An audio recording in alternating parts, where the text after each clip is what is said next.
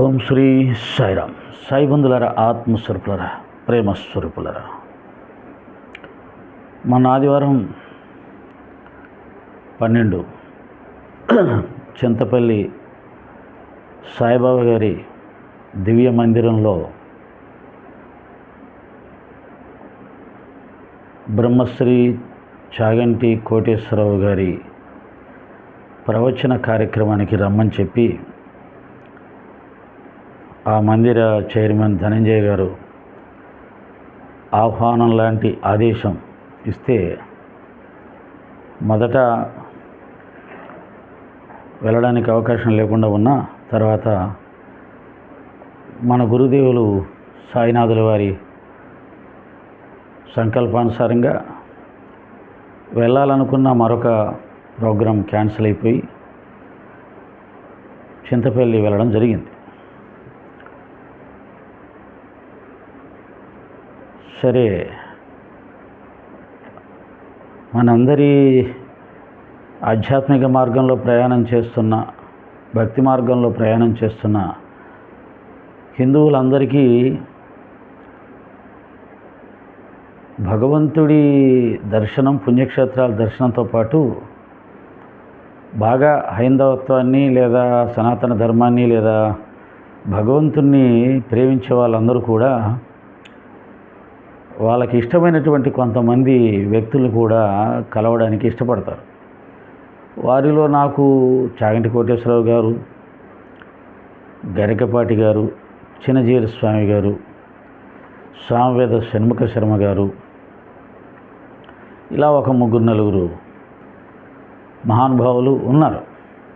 అయితే ప్రత్యేకించి వారిని దర్శనం చేసుకోవాలనే ఆతృత, తాపత్రయం, ప్రయత్నం ఏమీ ఉండదు. ఎందుకంటే గురు మార్గంలో ఏ సంకల్పము ఉండాల్సిన అవసరం లేదు. అంతా గురువు మీదే మన దృష్టి. 18-19 అధ్యాయంలో సాయిబాబా వారు తమ గురువుని ఏ విధంగా అయితే 12 సంవత్సరాలు అనన్యంగా ధ్యానించారో, అలాగే సనాతన ధర్మంలో గురుభక్తి ఏ విధంగా అయితే చెయ్యాలని శాస్త్రం చెప్పిందో ఆ విధంగా గురువునే బ్రహ్మ విష్ణు మహేశ్వర స్వరూపంగాను, పరబ్రహ్మ స్వరూపంగాను, సర్వస్వంగాను సనాతన ధర్మం అదే చెప్పింది, శాస్త్రాలు అవి చెప్పాయి, మన బాబాగారు అది చెప్పారు. కాబట్టి దాన్ని బాగా విశ్వసించడం కాదు, దాన్ని ఆచరించి దాని ద్వారా కలిగే ఆధ్యాత్మిక ప్రయోజనం కూడా అనుభవించిన వాళ్ళందరికీ కూడా బాబా తప్పితే, గురువు తప్పితే ఇంకేమీ అక్కర్లేదు అనే స్థితిలో ఉంటారు. అయితే ఇక్కడ ఒకటి అర్థం చేసుకోవాలి. మన సోదరులు మళ్ళీ దీన్ని తప్పు పెట్టేసి, చూసారా గురువు తప్పితే ఏం వద్దంటున్నారు, మన సనాతన ధర్మంలో ఉన్న దైవ రూపాలని వద్దని ఇస్తున్నారు సాయి భక్తులని. కాదండి, గురువు ఏకోపాసన గురువును చేయడం ద్వారా ఆత్మ అనుభూతి లభిస్తుంది.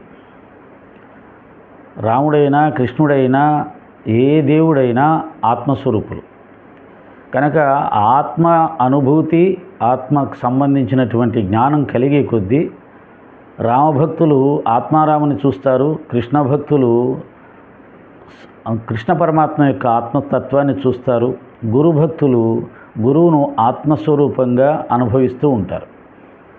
అంటే మన సనాతన ధర్మంలో శంకర భగవత్పాదులు చెప్పినటువంటి ఆ పరబ్రహ్మ, ఆ ఆత్మని అనుభవించడం అనేది భగవంతుడికి దగ్గరయ్యే కొద్దీ సాకార రూపంలో అయితే ఆ సాకార రూపానికి సంబంధించినటువంటి అసలైన తత్వము, అసలైన అనుభూతి కలుగుతుంది. గురు మార్గంలో వెళ్తే గురువు ఆత్మ ఒకటే అనే జ్ఞానం కలుగుతుంది. ఈ ఆత్మజ్ఞానం కలిగినప్పుడు, ఆత్మానుభూతి కలిగినప్పుడు రాముడు, కృష్ణుడు, శివుడు, అమ్మవారు, విఘ్నేశ్వరుడు, ఇక సకల దేవతలు, గురు అందరూ కూడా ఆత్మ నుంచి వచ్చిన వాళ్ళే.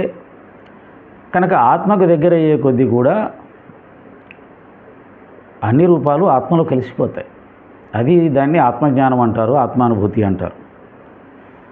దాన్ని అలా అర్థం చేసుకోవాలి. అంతేగాని మిగతా వాళ్ళందరినీ తోసేశారు, నెట్టేశారు, వదిలేశారని కాదు. ఇంతకుముందు ఒకసారి చెప్పాను, మీరు విన్నారో లేదో. ఆంజనేయ స్వామి వారు రాముని తప్ప ఇంకెవరిని ధ్యానించరు, సేవించరు, కీర్తించరు. అలాగని శివుణ్ణి అమ్మవారిని గెంటేశారు, తోసేశారు అని ఆయన మీద కూడా అపవాదు వేస్తారా ఏంటి? తుకారాం పాండురంగని తప్ప ఇంకా ఏ భగవన్నామస్మరణ కానీ భగవంతుని రూపం కానీ ధ్యానించడు. అలాగని ఆయన అందరినీ తోసేశారు, నెట్టేశారు అనకూడదు.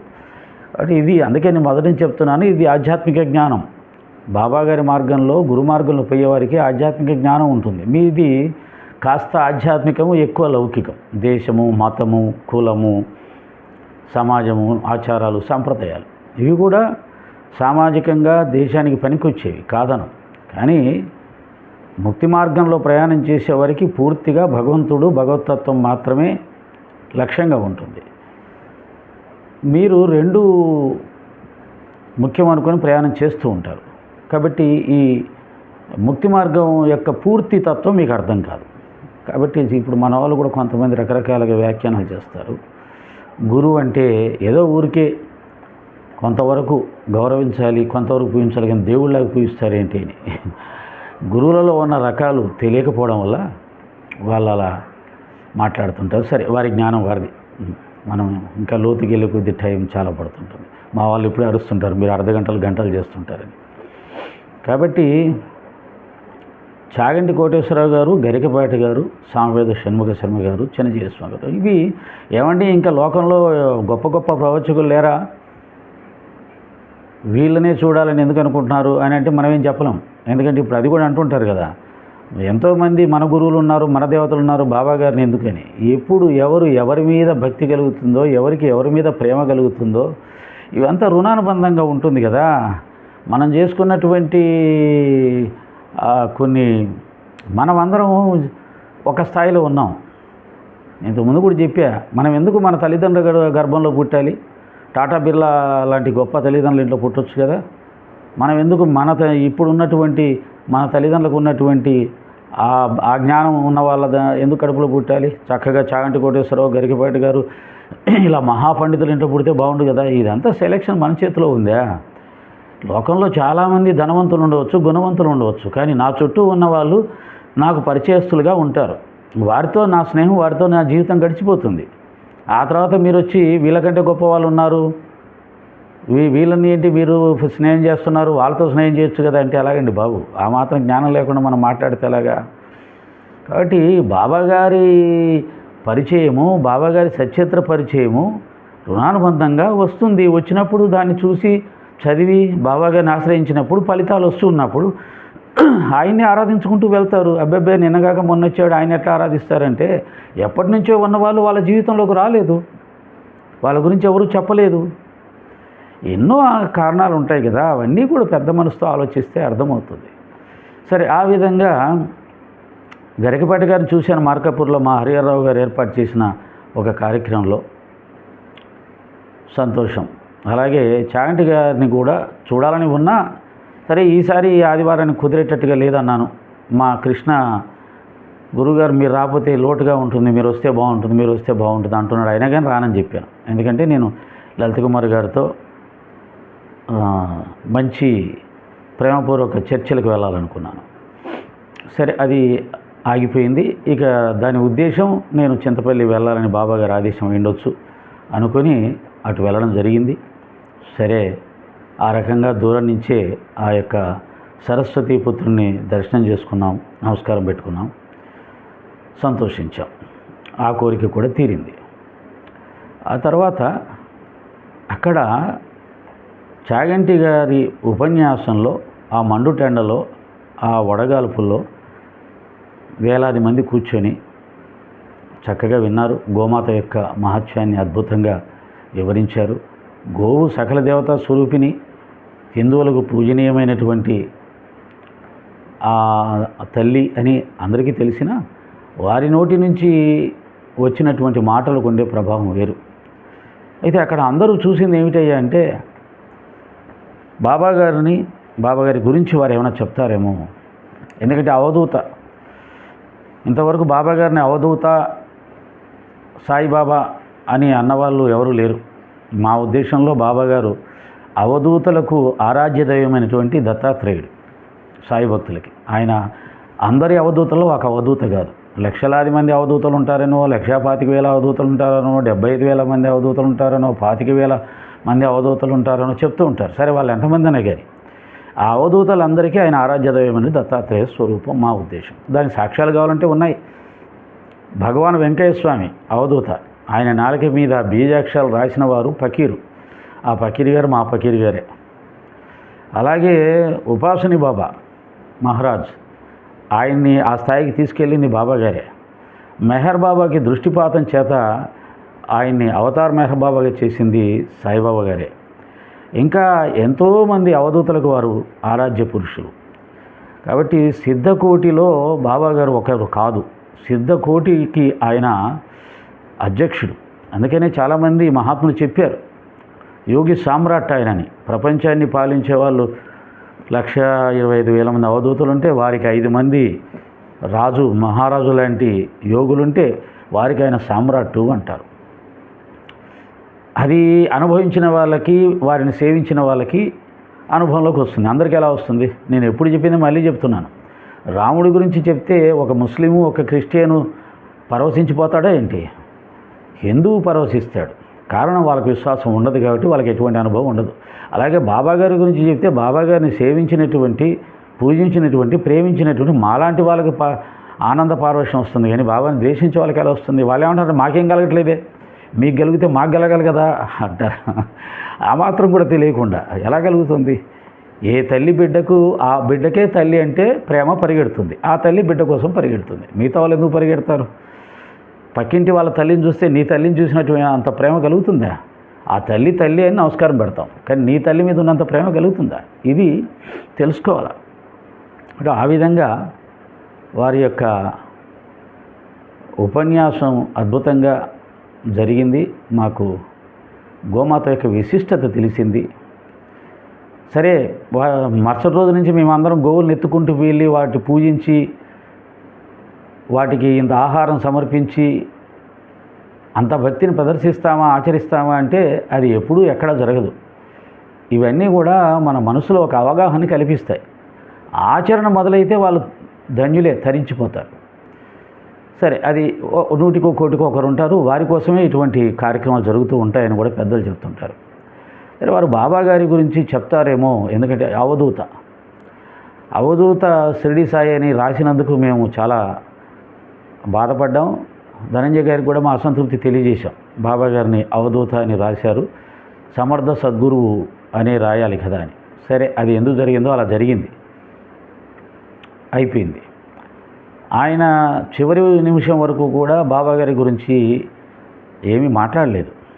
దానికి కొన్ని కారణాలు, సామాజికంగా ఉన్నటువంటి పరిస్థితులు, వారు పెద్దలు, మహానుభావులు, సాత్విక సంపన్నులు, ఆధ్యాత్మిక మార్గంలో ఉండేవాళ్ళు, ప్రవచనకారులు, జ్ఞాన మార్గంలో పోయేవారు, భక్తి మార్గంలో పోయేవారు, ముక్తి మార్గంలో పోయేవారు ముందు సాత్వికంగా ఉంటారు. ఎవరితో గొడవలు పడడానికి ఇష్టపడరు, ఎవరి చేత విమర్శించబడ్డానికి కూడా ఇష్టపడరు, అనవసరమైన కాంట్రవర్సీలో దూరడానికి ఇష్టపడరు. ఆయన రాష్ట్రంలో ఒక గొప్ప వ్యక్తి, ప్రముఖమైన వ్యక్తి. ఇప్పుడున్న పరిస్థితుల్లో ఆయన బాబా గురించి చెప్తే మన సోదరులు వెంటనే పొద్దున్నే ఇంకా వాళ్ళకు లడ్డు దొరికినట్టుగా దొరికి వీడియోలు చేసి ఆయన మీద వదిలేస్తారు. అంతేగాని ఆ మహానుభావుడు ఇన్ని సంవత్సరాలుగా ఈ జాతికి, ఈ మతానికి, ఈ ధర్మానికి చేసిన సేవ ఏమిటి అని గుర్తుపెట్టుకొని ఆయన్ని గౌరవించి, సరే వారి అభిప్రాయాన్ని వారు చెప్పారులే అనేది, వారికి ఉన్న జ్ఞానంతో వారు మాట్లాడారు అనే అవగాహన చేసుకొని వదిలిపెట్టరు. ఇప్పుడున్న పరిస్థితుల్లో ఎవరిని వదిలిపెట్టరు. ఒక వారం రోజులు ఆయన మీద ట్రోలింగ్ మొదలవుతుంది, వీడియోలు. కాబట్టి ఇవన్నీ ఎందుకు అని చెప్పి ఆయన బాబా గారి గురించి పెద్దగా వ్యాఖ్యానం చేయలేదు. దానికి బాబా భక్తులు నొచ్చుకొని ఉండవచ్చు, కానీ వారి అభిప్రాయం బాబా గారు గురువు కాదని కాదు, లేదా పరబ్రహ్మ కాదని కాదు. ఆయన అభిప్రాయం ఎప్పుడూ చెప్పేశారు అభిప్రాయాలు. ఇప్పుడు ప్రత్యేకించి ఆయన చెప్పకపోవడానికి సమాజంలో ఉన్న పరిస్థితులు కారణమని మనం అర్థం చేసుకోవాలి సాయి భక్తులు. అయితే అదే సమయంలో మీరు జాగ్రత్తగా వారు చెప్పినటువంటి ఉపన్యాసంలో ముఖ్యమైన విషయాలు కొన్ని ఉన్నాయి. అవేమిటి అంటే, గురువుల గురించి చెబుతూ ఆచార్యుల గురించి చెప్తూ వచ్చారు. ఆచార్యులు శంకరాచార్యులు, మధ్వాచార్యులు, రామానుజాచార్యులు, వీరి గురించి చెప్తూ వీరు శాస్త్రవాక్యాన్ని ఆచరించి జీవిస్తారు, సమాజానికి ఆచరించడానికి వారి సమాజం చేత కూడా ఆచరింపచేయడానికి వారు ఆచరిస్తూ జీవిస్తారు ప్రతీదీ కూడా. వారిని చూసి లోకం ఆచరిస్తుందని వారు సదాచారాలని శాస్త్రవాక్యాలని ఆచరిస్తూ ఉంటారు. అలాగని వారు గురువులు కాదని కాదు. గురువులు ఆచార్యులు 1% కూడా తేడా లేదు. ఎలా అయితే రమణ మహర్షి, రామకృష్ణ పరమహంస, బాబా గారు గురువులు అనిపించుకుంటున్నారో, శంకరాచార్యులు, మధ్వాచార్యులు, రామానుజాచార్యులు వీళ్ళు కూడా వారితో సమానమైన స్థాయి ఉంటుంది. అయితే వారు లోకం కోసం ఆచరిస్తారు కనుక వారిని ఆచార్యులు అన్నారు. గురువులైనా ఆచరించారు కాబట్టి ఆచార్యులు అన్నారు. మరి బాబా గారు, స్వామి వివేకానంద, రామకృష్ణ పరమహంస, రమణ మహర్షి వీరు గురువులు. వీరు ఏమీ ఆచరించరు. శాస్త్రవాక్యాలని, సనాతన ధర్మానికి సంబంధించిన దాన్ని దేన్ని కూడా వారు ఆచరించరు. నిరంతరము కూడా ఆత్మజ్ఞానంలో తన్నీలు అయిపోయి అఖండమైనటువంటి అగ్నిస్వరూపంగా, జ్యోతి స్వరూపంగా ఉంటారు. అటువంటి గురువులు ఏది ఆచరించరు. అలాగే వాళ్ళు చేస్తున్నటువంటి పనులు కానీ, చేసిన పనులు కానీ వాటిని గురించి ఆలోచించటం, వ్యాఖ్యానించడం ఇది చాలా తప్పు, దోషము. వారి కుల మతాలు ఎంచటము అనేది చాలా తప్పు, అది చాలా అజ్ఞానము అని స్పష్టంగా చెప్పాడు. చెప్పకనే చెప్పారు. అది ఎందుకు చెప్పారో తెలుసా? ఇప్పుడు జరుగుతున్న దుర్మార్గమైనటువంటి వ్యాఖ్యానాలు, అంటే సమర్థ సద్గురు సాయిబాబా గారి మతం మీద జరుగుతున్న రాద్ధాంతము, దాని మీద చేస్తున్నటువంటి వ్యాఖ్యానాలు ఇవన్నీ వారి దృష్టికి వెళ్ళాయి. కానీ వారు జ్ఞానులు కాబట్టి బాబా గారంటే ఏమిటో వారికి తెలుసు. అంటే అటువంటి రమణ మహర్షి గారంటే తెలుసు, రామకృష్ణ పరమహంస గారంటే తెలుసు. వీరు ఏ వేదాలు చదవలేదు, ఏ శాస్త్రాలు చదవలేదు, అసలు కాలేజీ చదవలేదు కొంతమంది, స్కూల్ చదువు కూడా లేదు కొంతమందికి. వీళ్ళు ఏ విధమైనటువంటి సనాతన ధర్మానికి సంబంధించినటువంటి శాస్త్రాలు చెప్పిన వాటిని యజ్ఞయాగాదులు చేయడం కానీ, లేదా వేదాల గురించి చెప్పడం కానీ, బోధించడం కానీ ఏమీ ఆచరించరు. నిరంతరం తమలో తాము ఉంటారు అంతే. వారి యొక్క స్థితి చక్కగా చెప్పారు. అటువంటి మహానుభావుల సిద్ధపురుషుల కుల మతాల గురించి మాట్లాడడం, విచారించడం అది అజ్ఞానం అని చాలా స్పష్టంగా చెప్పాడు మహానుభావుడు. జాగ్రత్తగా ఆలోచిస్తే ఆ మహానుభావుడి యొక్క వ్యాఖ్యానం బాబాకు సంబంధించింది. సరే, దీన్ని కూడా మన యొక్క సోదరులు అలా అంటారా, గురువుల గురించి మాట్లాడొద్దంటారా అని వ్యాఖ్యానం చేస్తే వారి ఇష్టం, వారి సంస్కారం, వారి అదృష్టం. మనం చేయగలిగింది ఏం లేదు. కాబట్టి ఈ విషయాన్ని ఇప్పుడు బాబా గారి సంబంధించి కొంతమంది చెప్తుంటారు, ఆయన ఏ వేదాలు చదివారండి, ఏ శాస్త్రాలు చదివారండి, ఏ భగవద్గీత చదివారండి, ఏ భగవద్గీత వ్యాఖ్యానం చేశారండి అని ఈ పుస్తకాలు చదవలేదు. పుస్తకాలు ఇవన్నీ చదివితేనే గురువులు అనేది వాళ్ళ జ్ఞానం. పుస్తకాలు, శాస్త్రాలు, వేదాలు దాటిపోయి ఆ వేదాలు దేనికోసం చెప్పబడినవో ఆ స్థితిని పొందిన తర్వాత అటువంటి వారికి ఇంక వీటితో అవసరం లేదు. ఆచార్యులు ఆ స్థితిని పొందినా లోకం కోసం, వారికి అవసరం లేకపోయినా లోకం కోసం ఆ బాధ్యత నిర్వర్తిస్తూ వారు ఆచరిస్తూ ఉంటారని ఈ రెండు గురువు ఆచార్యులకు డిఫరెన్స్ చెప్పారు. గురువుల స్థితి గురించి చెప్పారు. గురువుల కులమతాల గురించి మాట్లాడడం అజ్ఞానం, అది చాలా తప్పు, దోషమని క్షుణ్ణంగా చెప్పాడు. అలా అద్భుతంగా బాబా గారి మీద ప్రస్తుతం వస్తున్నటువంటి పరిస్థితుల మీద వారు చక్కగా అత్యద్భుతంగా తన యొక్క అభిప్రాయాన్ని తెలియజేసిన చాగంటి కోటేశ్వరరావు గారికి సాయి భక్తులందరూ చేతులెత్తి నమస్కారం పెట్టాలి. సాయిరాం, సాయిరాం, సాయిరాం.